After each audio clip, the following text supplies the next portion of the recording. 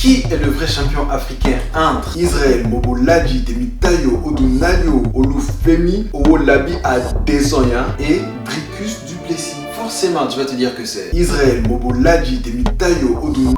Mais c'est pas si simple parce que là tu viens d'être raciste. Parce que leur bif va commencer là. Dricus a dit un jour: je serai le premier champion africain. C'est-à-dire né en Afrique, vit en Afrique et qui s'entraîne aujourd'hui en Afrique. Et je suis pas totalement en désaccord avec DDP. Je vais probablement les appeler DDP Easy, ok? Les 3 champions africains qu'on a eu à l'UFC, d'ailleurs funeste destin pour nos 3 frères, hein, mais c'est pas le sujet. Kamaru Usman qui est né au Nigeria mais qui n'a pas grandi là-bas et qui s'est encore moins entraîné là-bas. Israël Adesanya qui est né au Nigeria, qui a un peu grandi là-bas mais qui a quitté à un peu plus de 10 ans je crois. Et Francis Ngannou, lui par contre c'est un vrai blédard, il est né au Cameroun, il a grandi là-bas, il a quitté dans la vingtaine. Mais le point commun avec ces 3, c'est que les combattants qu'ils sont n'ont pas été créés en Afrique. Et c'est sur ça que DDP a raison. Ils sont tous les 3 originaires d'Africains, ils sont tous les 3 africains, mais c'est lui le seul qui s'entraîne là-bas et qui respire l'air africain tous les jours. Mais forcément étant Easy, ça fait chier d'entendre ça. Parce que non seulement si c'est, faut qu'on se le dise, un noir qui remet en cause son africanité, ça fait chier. Mais le fait que ce soit quelqu'un qui s'appelle Dricus du Plessis, un blond aux yeux bleus qui remet en cause son africanité, il est en mode ah, never. Et c'est l'histoire un peu plus drôle même en sachant que Easy, à un moment de sa vie, il a dit Black outside, China inside, I am Chinese. Du coup c'est en mode il a plusieurs nationalités quoi. Du coup c'est un peu drôle. Non? Ok. Mais malgré tout ça, ça ne donne pas à Dricus le droit de remettre en cause son africanité. Encore une fois, c'est comme ça que Easy voit la chose. Du coup, vous avez forcément vu Adesanya quelque part dans vos vies. Hein. C'est l'un des meilleurs combattants de tous les temps. Il a battu tout le monde, c'est bon. Il a un style vraiment agréable à regarder. Et vraiment, il tabasse tout le monde. Et avant de continuer, je dois vous parler d'un gars, Robert Whittaker, a.k.a. Bobby Knuckles. C'est l'un des meilleurs middleweights de l'histoire de l'UFC. Il roule sur absolument tout et tout le monde. Il a perdu 2 fois contre Easy, mais on sait tous que, ouais, Whittaker, c'est le gars. Et que c'est juste une question de style, sinon il est potentiellement meilleur que Easy. Leur deuxième combat était très serré d'ailleurs. Et DDP, il arrivait vraiment, il était un peu aléatoire. Il gagnait ses combats, mais c'était toujours, il galérait de fou. Après 3 minutes, il était fatigué. Et vous savez ce que l'UFC a fait? L'UFC a mis DDP contre Whittaker et le gagnant a le droit d'affronter Easy. Du coup, regardez les performances de Whittaker, regardez les performances de DDP. DDP a explosé, c'est bon. Je n'ai jamais été aussi sûr du résultat d'un combat et que je me trompe d'une manière aussi grave. Mais ça, c'est dû à l'opération qu'il a eu dans le nez. Parce que Dricus disait, ouais, je ressens que 2% d'oxygène, c'est pour ça que je me fatigue vite. On était tous en mode, ouais, ça doit être ça, ouais. Mais en fait, non, il avait raison. Et c'est là qu'on s'est rendu compte que si avec 2% d'oxygène, même s'il galérait, il gagnait quand même, que Dricus oxygéné, vraiment, c'est une autre bête, quoi. Et juste après sa victoire, il s'est retrouvé face à Easy dans la cage. Ils ont fait le premier face-à-face pour officialiser le combat. Et dès la tension qu'il y avait, c'était trop. Et c'est pendant ce face-à-face que pour certaines personnes, Easy est vraiment allé trop loin. Parce qu'il n'arrêtait pas de répéter le mot pour voir si Dricus allait lui dire en retour, tu vois. Et il faut aussi relever la phrase un blanc dit à un noir, c'est insane, on est d'accord?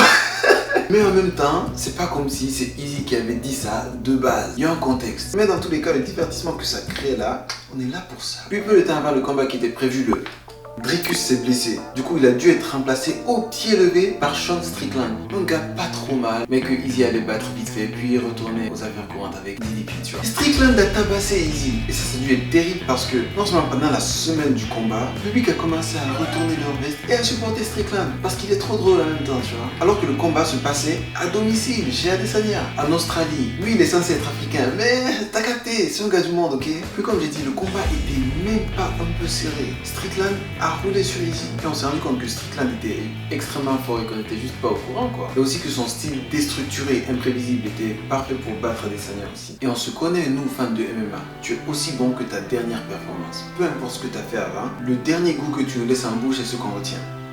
Très bizarre comme phrase, je vais plus la répéter. Mais voilà, après ce combat, Easy a décidé de partir en pause. Et vu qu'il était en pause, Dricus est revenu et Dricus s'est battu contre Strickland. Et c'était un combat de fou malade, regardez l'état des deux à la fin. Et Dricus a gagné le titre. Ça veut dire que maintenant, c'est lui le champion. Et là, l'UFC a remis en place le combat qui était prévu initialement avant que Sean Strickland s'initie. Israël Adesanya contre Dricus du Plessis. Et c'est vrai que ça aurait été une dinguerie d'avoir ce combat en Afrique, tu imagines? Mais bon, bref, c'est trop fou, c'est comme un film quand même. D'autant plus que cette vidéo existe.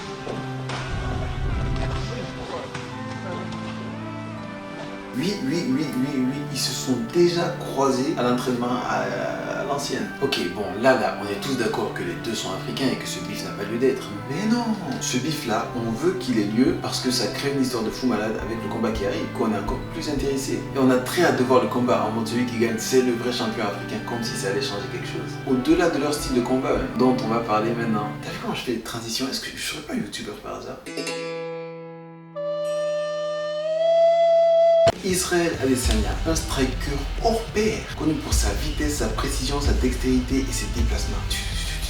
Et ses contres aussi, et plein de trucs. C'est bon, il est connu parce que c'est un bon combattant, ok? Mais là, on peut pas s'empêcher de faire des mathématiques de MMA. On se dit, Izzy qui a perdu contre Strickland, et Strickland qui a perdu contre DDP. Ça veut dire que Izzy perd contre DDP. Mais pas forcément, les maths à MMA ça marche pas. Parce que Alex Pereira bat Strickland, Strickland bat Adesanya, mais Adesanya bat Pereira. Le deuxième combat. Tout dépend des styles, du camp d'entraînement, de comment la personne se sent le jour même. Il y a plein de facteurs. Et là, il y a DDP dans sa version oxygénée, qui est dotée d'une force rarement vue auparavant, vraiment. La facilité avec laquelle il arrive à lutter n'a aucun sens. Il a knockdown Whittaker avec un jab qui est censé être le coup le moins puissant qu'il puisse faire. Il a tenu 5 rounds contre Sean Strickland, qui est censé être le gars qui se fatigue jamais. Et encore une fois, il a brutalisé Robert Whittaker, qui est pour moi le meilleur combattant du monde, après Volkanovski. Je sais pas c'est quoi l'amour que j'ai pour les Australiens, mais je suis australien dans l'âme. Je crois que je dois avoir un ancêtre australien. Pourquoi tu me regardes comme ça? DDP est bien africain, ok? Les deux se sont croisés une nouvelle fois, ils ont fait une conférence de presse, et même un an après, la tension est toujours aussi insane entre les deux.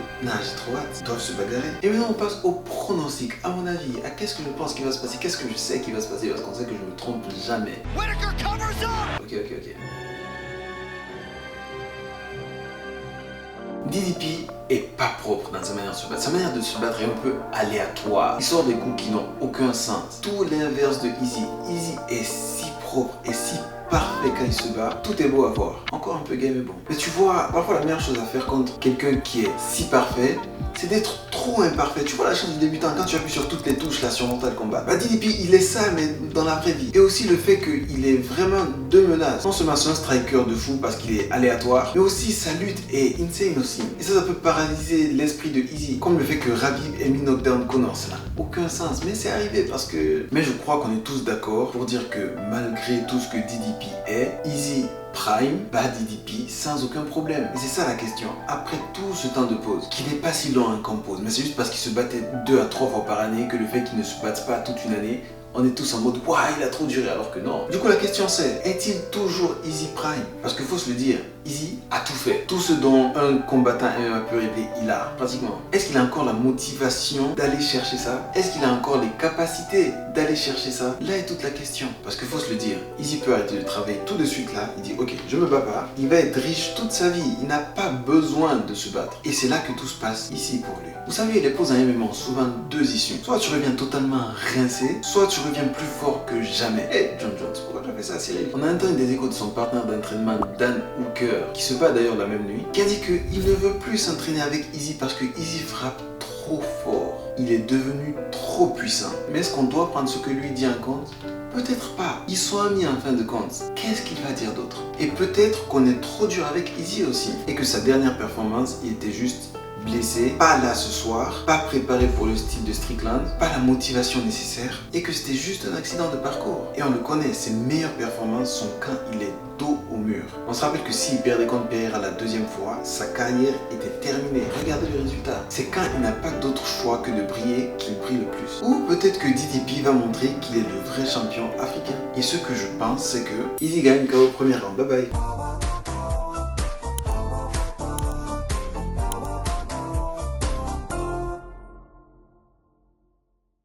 Voilà, je vais faire des pics rapides pour les autres combats qui m'intéressent dans la soirée. Je vais dire le nom de quelques vainqueurs rapidement comme ça. Junior Tafa, Li Jingliang, Tai Tuivasa, Dan Hooker et Kai Kara France. Est-ce que je suis totalement biaisé et je supporte tous les combattants de City Kickboxing ou australiens ou que je connais? Oui. Je sais pas si tu es abonné, si tu as liké et tout, mais tu devrais. Et partager et commenter. Tu devrais. Je devais mettre ça au début de la vidéo, non? Et si t'es resté jusqu'à la fin, est-ce que t'es resté jusqu'à la fin? Pourquoi tu devrais rester jusqu'à la fin? La vidéo est finie, tu peux partir. Hein.